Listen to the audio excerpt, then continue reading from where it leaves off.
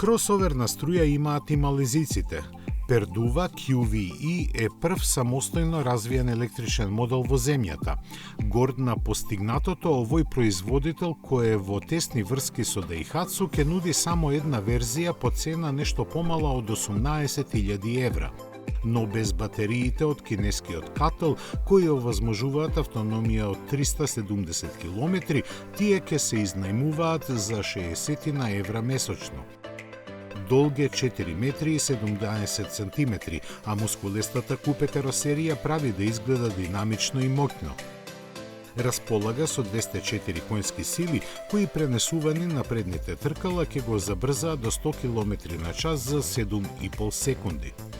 Опременоста е солидна и вклучува гласовен асистент, дигитален внатрешен ретровизор, широкоаголни камери и друго.